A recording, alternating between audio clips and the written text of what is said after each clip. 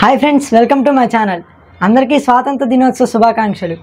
భారతీయ జెండా గురించి కొన్ని ఆసక్తికరమైన విషయాలు ఈ వీడియోలో మనం తెలుసుకుందాం. మన జాతీయ జెండాను రూపొందించింది పింగళి వెంకయ్య గారు. పింగళి వెంకయ్య గారు ఆగస్టు 2, 1876న కృష్ణా జిల్లాలోని బట్ల పెనుమరు గ్రామంలో జన్మించారు. 1921 మార్చి 31వ తేదీన గాంధీ గారు మన భారతీయ జెండాను రూపొందించమని వెంకయ్య గారికి 2 రోజులు గడువు ఇచ్చారు. ఆయన ఆ గడువు కంటే ముందుగానే 3 గంటల్లోనే ఆ జెండాను పూర్తి చేశారు. మన జాతీయ జెండాలో కాషాయం మరియు ఆకుపచ్చ రంగుల మధ్య చరకా ఉండేది. కాషాయం హిందువులకు, ఆకుపచ్చ ముస్లింలకు సూచిస్తుందని వెంకయ్య గారు చెప్పారు. అప్పుడు గాంధీ గారు ఇతర మతాలకు ప్రాధాన్యత ఉండేలాగా తెలుపుని చేర్చమన్నారు. అయితే సిక్కులు నల్ల రంగు కూడా చేర్చాలని పట్టుబట్టారు. అప్పుడు జాతీయ జెండా రూపకల్పన కోసం ఒక కమిటీ ఏర్పడింది. ఆ రంగులకు మతాలకు సంబంధం లేదని ఖరారు చేసింది కమిటీ. మన జాతీయ జెండాలోని కాషాయం ధైర్య సాహసానికి, వీరత్వానికి గుర్తు. తెలుపు శాంతి, సత్యానికి గుర్తు.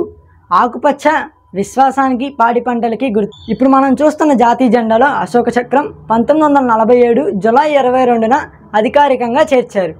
ఈ వీడియో కనుక మీకు నచ్చినట్లయితే లైక్ చేయండి, షేర్ చేయండి. అలాగే మరిన్ని అన్నోన్ ఫ్యాక్ట్స్ గురించి మన ఛానల్ని సబ్స్క్రైబ్ చేసుకోండి.